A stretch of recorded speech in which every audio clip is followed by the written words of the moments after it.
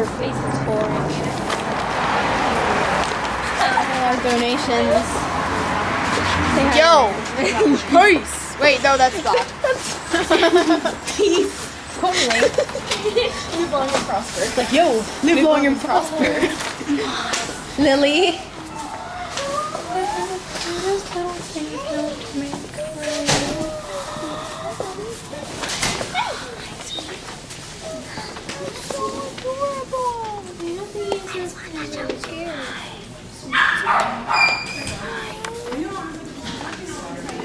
I need to check the sound. I need to check the I have a right section here. Jake, can you please come in front, Bobby?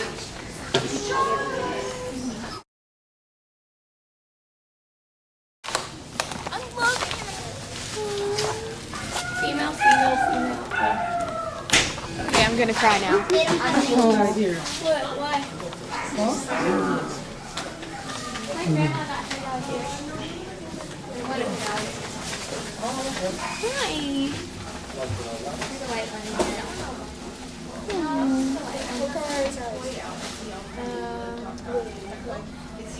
You guys, look at this dog.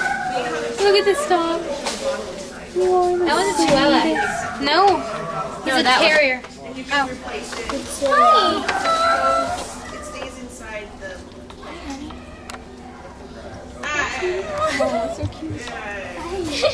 Focus on. Focus. Oh my god, why are you okay with him biting you? Because my dog bites me all the Gabby, time. to medical. I don't want him to bite me. It doesn't hurt. They're just. Yeah. He's got sharp teeth because he's a puppy, but it still doesn't hurt. Oh my god, it tickles! Especially because my dog does it on purpose, It tickles so much. and he tries to hurt me because he's mentally ill. What is he? What is he? I don't know. Oh, he's a terrier mix. He likes chewing up. I want to bring him home. Nice. Someone's a little tired. Oh, there's a chihuahua. Everybody's kind of smiling. Okay. So then I do this. And Ow, ow. That actually hurt. Yeah, you should if you're gonna let him bite your finger, then you should put your Nub finger it. like this. Nub it. Yeah. Then it doesn't hurt as much. Him. Here, And right. that hurts me. I don't hurt with my fingers. That doesn't hurt. Cat room. A lot of our donations.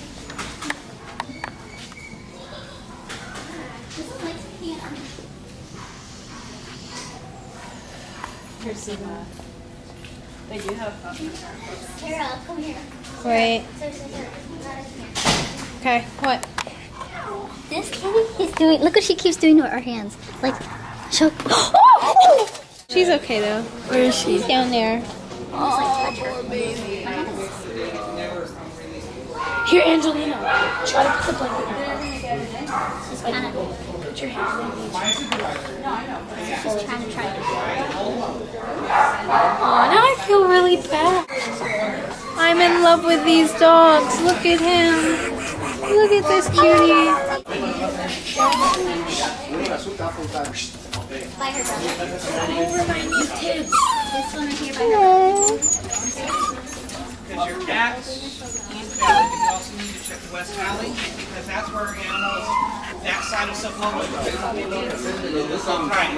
So if somebody goes straight in here, we may take it to somebody goes. Puppy's too small. I know, but still. He's such a cutie. He's a biter though. No teeth.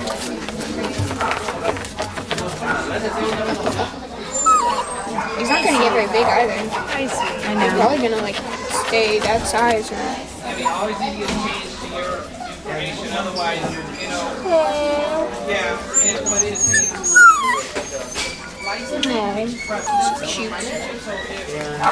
Perfect sad puppy shot. Home. They need a home.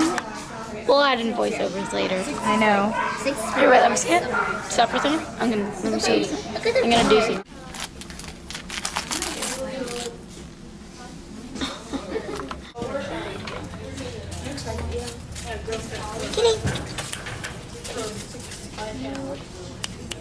There we go. That should be good. White one. What kind of breed? A Belgian Shepherd. Services provided for them.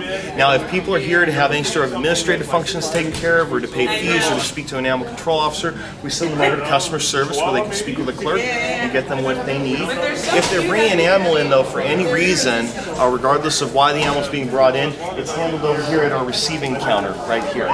So what we're going to do is we're going to be taking a tour to so you guys see exactly which route the animals take when they come into the building, from start all the way up through adoption. Okay. So once we have the animals brought to us, we check them in by getting all the information about the person bringing them in and about the animal. People bring in animals here either because they found something that does not belong to them on the street and we try to get back to its owner, or they have an animal that they can't keep anymore for one reason or another. We also accept animals in from other agencies such as the police department, the fire department, CHP. If it involves a person, we'll hold on to that animal either for that person to get out of jail or out of the hospital, or for a next of kin to come and recover the animal for them. How long are those animals held here? There's varying lengths of time depending on the situation that the animal's coming in for. So for instance, if an animal comes in without identification on it, we consider it a stray animal. We hold on to it for 5 working days. It becomes actually available on the 5th day. That excludes Mondays and holidays. If we find identification on it though, we hold on to it for 10 calendar days from when we mail out a letter. We make a phone call and we mail a letter out as soon as possible when we find identification on an animal.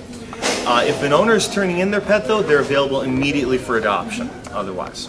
Now other situations would be, let's say you were on the freeway and CHP pulled you over, they had to tow your vehicle. What would happen is CHP would call for one of us to come out, or they would bring the dog here. We would hold on to it for up to 30 days, either for you to come in. The pound, they actually got that term from the original function of the animal shelter, which is similar to like an impound yard. So what happens to your vehicle when it gets towed? Very similar.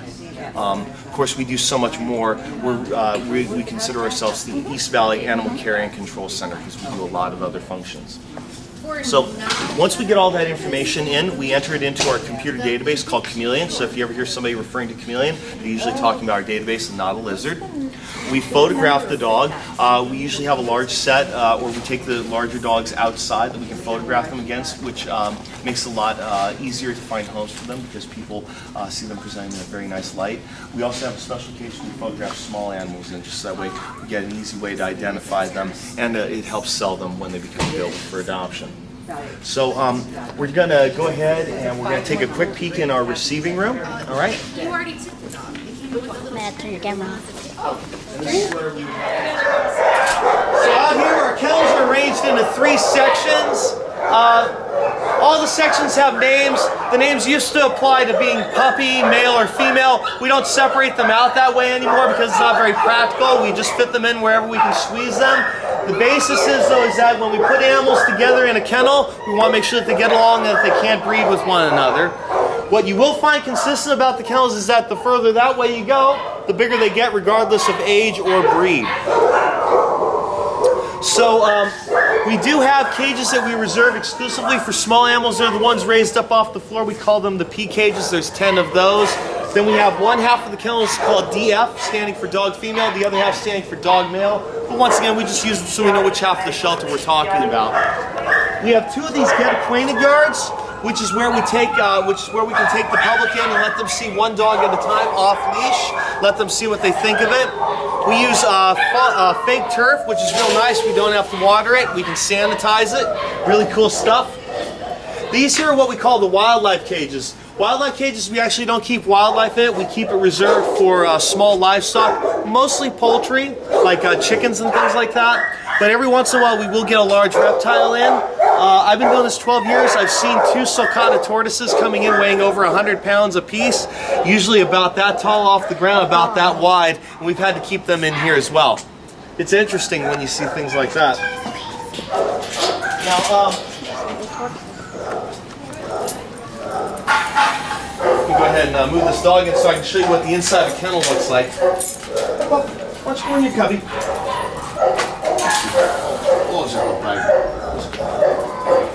Dog. So what you can do is you can step inside and you can kind of take a look and see how it's designed. All the kennels are sloped so the water runs down into a drain in the corner. People ask me what it's like to clean kennels all day. I say it's like mini golf. It goes all the way down a little PVC pipe that goes down the hall. Now, like I was saying, all the kennels have the automatic water, which keeps fresh water in at all times. Because we mostly keep small dogs in these kennels, we have a dish that we also fill so that way they don't have too much trouble getting the water. This here is the guillotine door that I was talking about to separate the kennel in half. Behind that is the cubby. Okay. We can operate the cubby doors with the counterweight, which all the kennels have. We can operate that from the front and the back of the kennel, so we always have access. And we can safely seclude an animal if it's not very safe for us to handle it. Now, you'll notice that once the waste goes through that pipe, it goes into this system of gutters here before it gets out into the before it gets down to the sewer. In order to flush the waste along, the cleanup valve is attached to different walls. And we use that to flush the waste down so everything stays nice and fresh.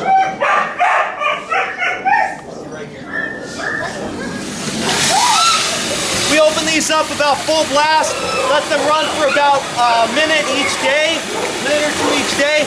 You can see that flushes everything through these gutters here, keeping it nice and fresh and clean.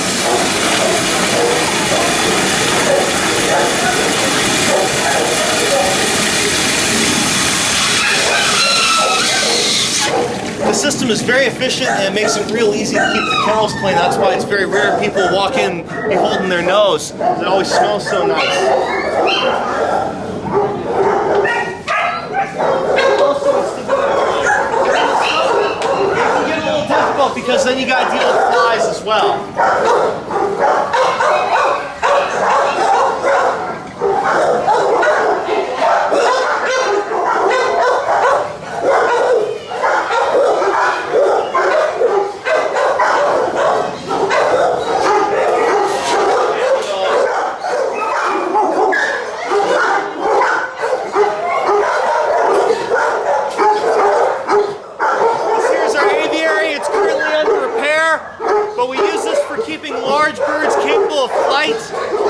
Most of the time we don't get too many groups of birds like that, so we'll usually keep like a few chickens here and there if we don't have space in the back for them. Those would be the cubbies. That's the access way to the cubbies in the back.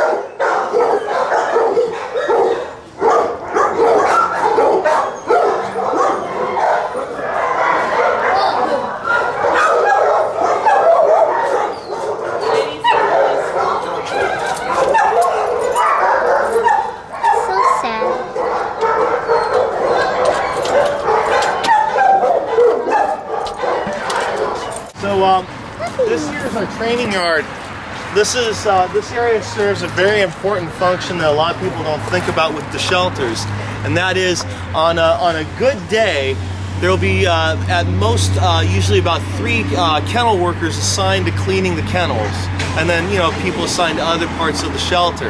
That would be on a good day. That leaves each kennel worker responsible on average for anywhere from 75 to 80 dogs sometimes even more depending on how busy it is.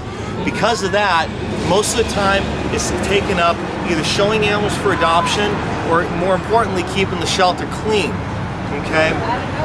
Because of that, though, a lot of times when a dog leaves the kennel, that might be the first time that dog has been out for several days. Sometimes even the first time the dog's been out since it even came into the building. Unfortunately, because there's just not enough hands to go around to walk everybody. So we rely heavily off our volunteers who come in and they'll take the available dogs out for walks to not only exercise them, but get them used to what it's like when somebody takes them out on a leash, what the expected behaviors are. Sometimes we can even get volunteers to give them basic training. It's a lot easier to adopt a dog out if you already know sit and other basic commands. But a lot of times, though, it's just to run off that excess energy, because if I take a dog out and he's never been walked before, first of all, he's not going to know what to do with the leash, but second, usually the most common thing is they get out of that kennel and they want to put their paws up. And people don't understand that if they're walking them every day, that the dogs typically won't be doing this because they'll have all that energy worked off. And so when somebody gets a paws on them and get acquainted yard, they go, oh, dog's too high performing, and then they pass it up and they might not even find a dog they're interested in. So by having the volunteers routinely take dogs out here, walking them, training them, it certainly helps us out here. That's why we're always happy when we get new volunteers in, especially if they want to take on dog work. How old do you have to be a volunteer? You have to be 16 and up because of our insurance. How old are you guys? 13 mostly. But you know, what you guys do is very important too, because I'm always impressed when people come in and find other ways to help out the shelter. We had like a couple of 6-year-old girls that set up like a lemonade stand out in front of Runyon Canyon, made $60 with all the people jogging with their dogs, turned around, bought a bunch of stuff that we need. So it always borders how creative you are with how you help out the kennels and the shelter and stuff like that. And when you are 16, please don't hesitate to fill out an application and begin volunteering with us. If you're ever interested in getting a job like what we do, it's never too soon to start looking at like the local community colleges, get some of your general ed classes out of the way. Pierce College has excellent transfer programs like UC Davis and both the Cal Polys. So it's just something to keep in mind, even at your age right now. It's never too soon to start thinking about those things. So we're going to go ahead over to the rabbit room next. Let's head on over this way. Statistics, but just me eyeballing it over the years, I would say most animal shelters within the city of LA are going to be about 40% pit bulls, 40% chihuahuas, and then 20% of everything in between, and that varies from district to district. So that's just, you know, how I see it. I mean, if you go onto the internet, you can probably find better statistics, but pit bulls and chihuahuas just happen to be the very popular breed. Pit bulls look real cute when they're puppies, and then they get to be big, and then they turn into backyard dogs and too much for the owner. The owner turns it in, or they have to move to a smaller place. After 2008, that's been a very common reason. With chihuahuas, there's so much high density in the Los Angeles area that it's just a very popular breed. And what we've also noticed since 2008 is that people that were already in a small place with a small dog, they have to even further downsize, and the new apartment buildings don't allow new pets. Another one that we see is that because apartment owners are changing management since 2008, just because of the way the economy is, they change the rules on people, and then people who have had pets for several years, the landlord, you know, comes and says, sorry, no more pets allowed in this building, and then people end up surrendering it to us. It's really sad.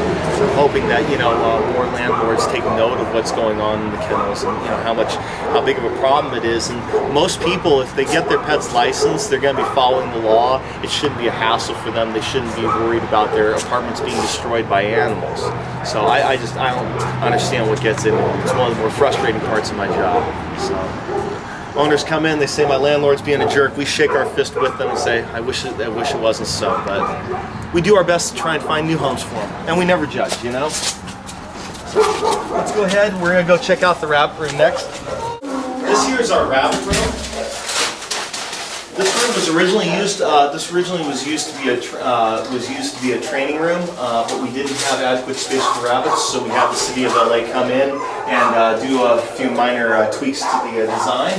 And since then, we've been keeping all of our rabbits in here. It's real nice because we have the air conditioning going, which is essential for the rabbits. Rabbits are very sensitive to temperature changes, and in Southern California, you know, it can get very hot or it can get very cold. Pretty much, rabbits are not exactly animals that move very quickly from the shelter. What I've noticed unofficially is that, you know, we tend to see them coming in spats. So when I see one get adopted, usually another person comes in and adopts a couple more in a day, and then we just get a few more rabbits in the next day to replace it. So there's not a very quick turnover, but you know, we do what we can, and we do pretty good with rabbit adoptions given the circumstances. Now the rabbits, do you find that a lot of them are brought in after Easter? I get that question a lot. I really don't notice it that much. I mean, I guess some of my coworkers would dispute that, but I think it's just kind of a steady stream all year long. Rabbits, along with guinea pigs and hamsters and mice and rats, are one of those kind of pets where people go to pet stores or they go to illegal sale operations, like what happens like at Santee Alley. They buy them real small because they think they'd be a great pet for their kids, teach them some responsibility, but then the parents forget that they have to model the behavior and set up with their kids the expectations. So when the child gets frustrated or gets bored with the pet, they stop cleaning up after the pet and says, well, I didn't want that, and they bring the animal in and nobody learns anything from the experience. The thing we find though typically with rodents though is that people get into that region and they slack off on the cleaning. And once you slack off for a couple days, like, come on in here. This here's our reptile room. And our reptile room, logically, is where we keep most of our reptiles in the building. We also keep other small rodent-like animals like mice, hamsters, cavies, which is another name for guinea pigs. Are those dogs? Yes. The most common animal that we get in here would be like red-eared sliders, which you can see right here in the tanks. These guys come in for the same reason the rabbits come in. Parents will find them being sold illegally, which would be something that would be smaller than the size of the palm of your hand. The reason why it's illegal to sell those is because when you get these for kids, kids will touch them, they'll put their fingers in their mouth, they'll put the turtle in their mouth, and then they can catch salmonella from that. So the law says they have to be of a particular size before they can be sold. I believe a turtle right there on the left-hand side, that one would be the proper size. That would be the size where they can start being sold. I actually went to that when that was too big this big, but I didn't want it. It just was sort of from someone. Oh yeah. I felt bad because it died within a week. And that's the other problem, you know. But I always tell people, don't feel bad. You can always bring them into the shelter. We have rescue groups that take them on. Oh, it's awake. It's moving. And so as you can see, we've got a snake there. We've got a ball python. Totally awesome. And it's a ball python and a corn snake. Ooh, I want to see that. Corn snake is in there. He's hiding under the shavings. The orange. But you never know what you'll find here. We've had alligators before, monitor lizards. When I was working at the North Central Shelter, we had 7 cobras come in from some house one time. Cobras. Whoa. Yep. It's a rat. What do you do with animals? There are certain animals that you can't keep in the shelter. That would be anything that's venomous, anything that's wild, or anything that's a primate. So monkeys, no monkeys, nothing that's illegal to keep in the state of California, like ferrets. So like monkeys, ferrets, and wild animals, and venomous animals. Those are the kind of animals that we wouldn't keep in the shelter. We would hold on to them temporarily until the proper authorities come. In the case with the cobras, I think we called the zoo, but they said, well, we got enough here, so we called up a rescue up north that does education with them.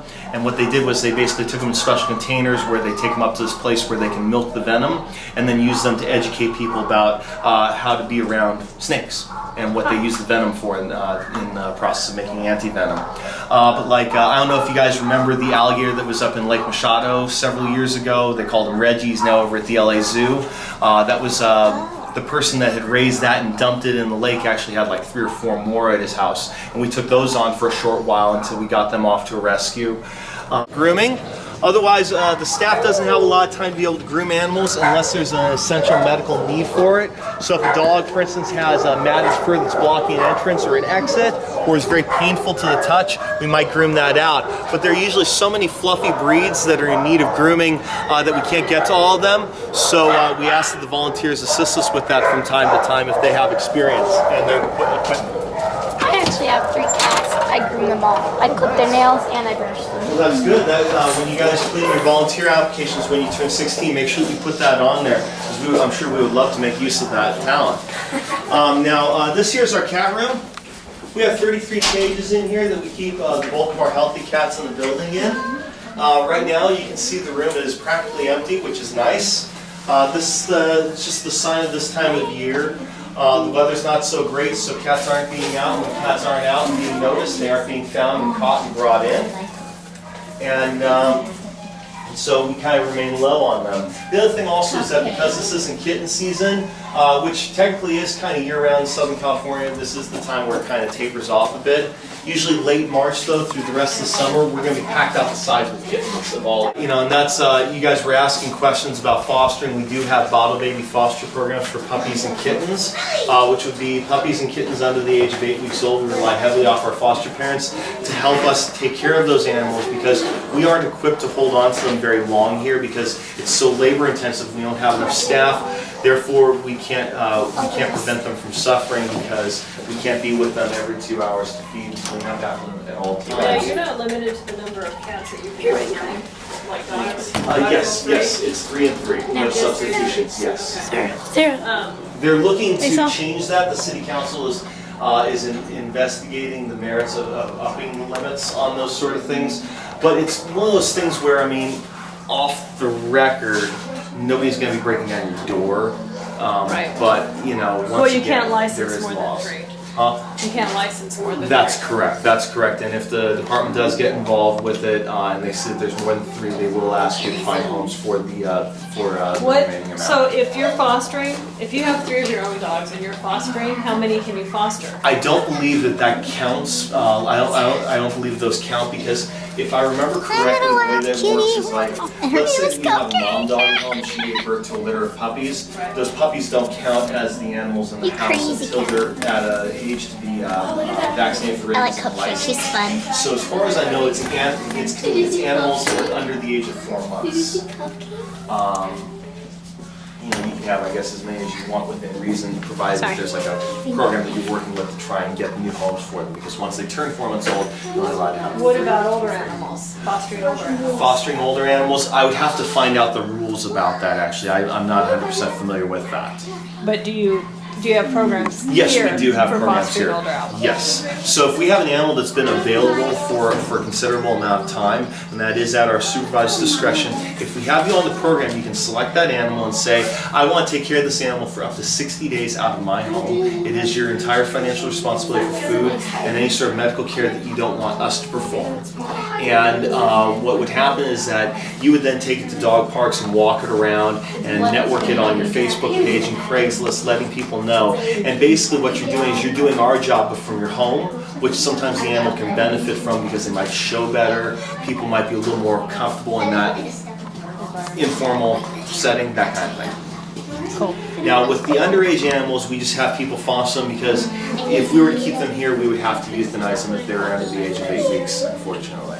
And that actually helps us out quite a bit because that keeps our euthanasia numbers down considerably and keeps our population down as well. We adopted one of our dogs through LA Animal Services, and they had a mobile program. It was a few years ago.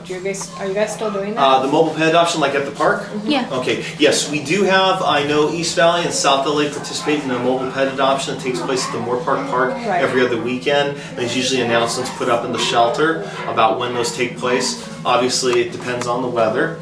And also as far as how many staff we have. The other way that you can always do it though is you can always give us a call up on Saturday afternoon and just say, hey, is there going to be a mobile pet adoption scheduled for this Sunday? And we'll go ahead and let you know yes or no. And is the mobile pet adoption the only place that you can bring your own animals to meet dogs? That's not allowed at mobile pet adoptions. Oh, that's what we do. Yeah, that's not allowed at mobile pet adoptions because it's not safe. Your animal could get sick or injured. Okay. So if somebody's Oh, they allowing let us that do to that? happen, then they're not supposed to. What about at this location?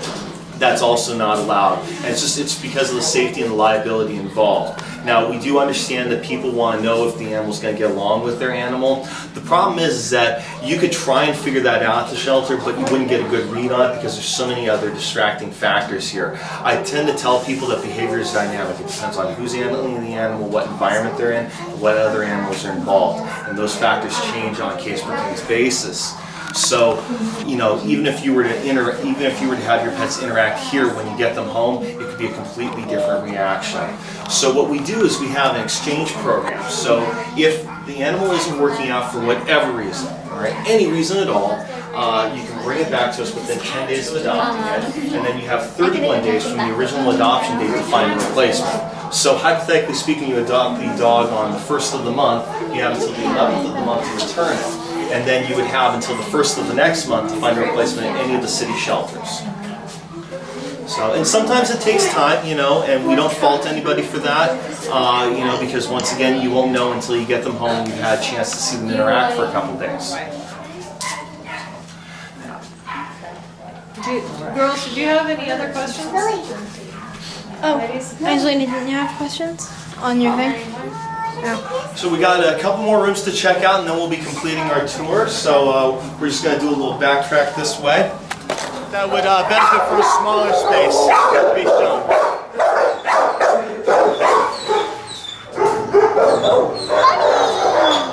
No. So this here,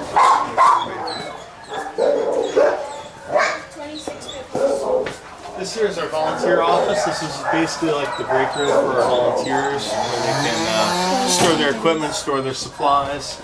They keep their badges up on the wall, that kind of thing. We try to keep tips and tricks up on the board, just where they sign in, sign out. If there's any notes to be taken about an animal that they've been walking around, they can go ahead and record the notes. And it's also just a nice quiet place to bring some dogs to calm down and see what they're like. Harrison's really timid, so he likes to be in quiet places. It's okay. What's the matter, bud? It's okay. Oh, too many people? Yeah, it's just a little too much excitement for him. So now we're going to be going into our administrative offices. So this is where everything behind the scenes takes place. There's quite a bit of paperwork that's involved with animal shelters. As far as keeping your pet's license, making sure everybody's following the laws, and getting the officers where they need to be for whatever it is they need to be out there for. All of our clerks who do all the paperwork for us, they do all of their work here out of the main office. This is where people purchase their licenses, get their permits, apply for permits, speak with animal control officers, make complaints, that sort of thing. It's all handled out of there. We have our break room for our employees over here. This is our events board, so if we know of any major events that are going to be taking place, whether it's training, special classes, or transports where we get animals off to other states where there's a higher demand for them, we go ahead and keep everything up on that board so we can stay up to date. So they're adopted out of this shelter into other states? Yes, yeah. Believe it or not, the further north you go, the less smaller dogs you find and the higher demand that they're in. So the cool thing is that if we have dogs that are below knee height, a lot of times we can get them anywhere from 30 to 60 at a time off on these transports to places like Oregon, Washington, Canada, and a number of states on the eastern seaboard as well, which is pretty cool stuff. We used to not have that before, but that's the nice advantage of having social networks these days and volunteers who donate their own time and money. There's even an association of private pilots that have their own little social network where they keep track of available planes and available cargo space to take these animals from one location to another. And it's really nice because this way we can better appropriate our resources to get more animals into more homes. Back here we also have our back offices where we do all of our special projects. When times aren't so lean for the city of Los Angeles, we have a number of special projects going on, whether it's catching people doing illegal animal sales, breeding animals illegally, not following up with their licensing, things like that. We can handle those operations out of here. We also have special officers that deal with our wildlife. We have special officers that do special animal rescue. We also have a unit called the Animal Cruelty Task Force, which goes from shelter to shelter and works with LAPD about investigating animal cruelty. It's real nice because it's a very effective tool in putting teeth in the laws so people know that they can't mistreat animals. It allows us to follow up on them as well. Oh, sorry. This here is our squad room. So when you watch shows like Animal Cops, this would be like the room where they're getting all their calls dispatched from, where they're writing all their reports, and getting their marching orders from the captain or the lieutenant, whoever happens to be in the building at the time. And just like us up at the receiving counter, we have to enter everything into the computer database. They have their own set of stuff for their investigations and everything. So that pretty much brings us to the end of our tour. So I want to thank you guys for coming out and getting an idea of what we do. Not a lot of people know. Does anybody have any questions that weren't covered in the tour that you'd like to add? How many animals do you guys get in per year? Excuse me, 1 second. Let me just close this one. That number we would have to look on the internet. I don't have an exact count for you. More than I can count. It's a steady stream, day and night. You come here at 2 o'clock in the morning, and you might be waiting in line to surrender an animal. You never know what people might be coming in with and how many they might be bringing. And what are your adoption hours? Our adoption hours are Tuesday through Saturday from 8 a.m. to 5 p.m. and Sundays from 11 to 5. We're closed Mondays and holidays. And if you go onto our website or the Facebook page, you'll get to see usually a couple weeks in advance before we have like special adoption events. I would imagine they would probably keep a list of the mobile pet adoptions at those locations, as well as when we might be having discount adoptions. Every once in a while we do have special events where we discount the adoption fees. Plus you can also get information about free spay-neuter services or subsidized spay-neuter services. Stacy, do you supervise a pet to medical, please? Pet to medical, please? And then I noticed you have a wallet here of certain dogs. Are those dogs that are here that you're trying to? Yeah, there's promote, we've got a number of different groups that do social networking for us. So we have a number of ways that we try to get the word out there. I think one of the feed stores in the area has a little publication that we post up on the wall there, and every rescue group has their own little like Facebook page and things like that they use. Are those adoptions through LA Animal Services, or are those private adoptions? That would be through us. So That what is through these you. what these groups are doing is they're just promoting our animals here. Okay. So, what I'm happy to say is that a lot of times people will see those, they'll call up about it, and most of the time we'll tell them it's already been adopted. So those flyers do serve their purpose, and we find a lot of homes for a lot of animals here. I like what I do, and I'm blessed to work at a new facility and probably one of the highest performing and busiest shelters in the nation, if not the world. So. Thank you very much. Thank you. And we have a donation too. Oh, excellent. If we get you guys' picture with the donation by that mural, that would be awesome. If that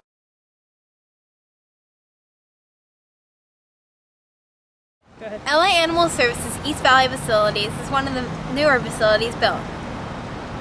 Parts of our tour, we weren't allowed to videotape because of like privacy reasons and for the workers because we had to get their permission, so we weren't supposed to record them. But we still want to provide information on some of those areas.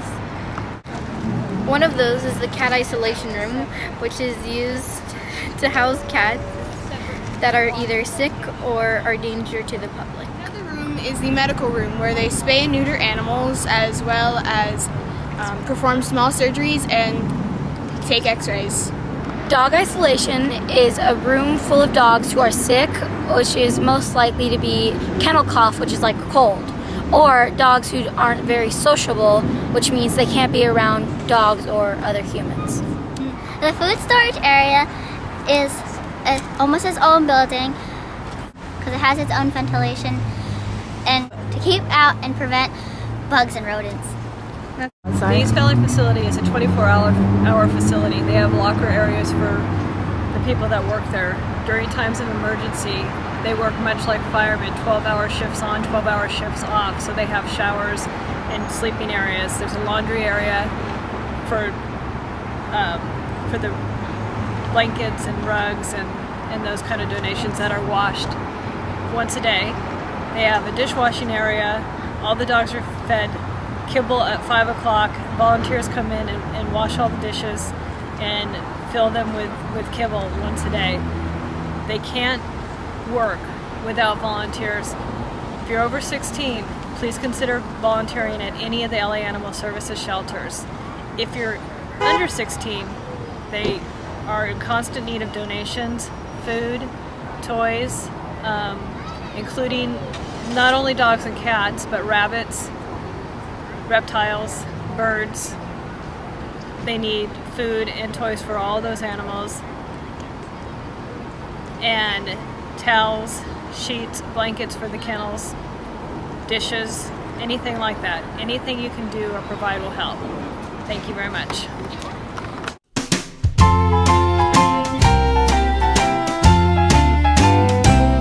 Do you see that doggy in the shelter? The one with the take me home eyes.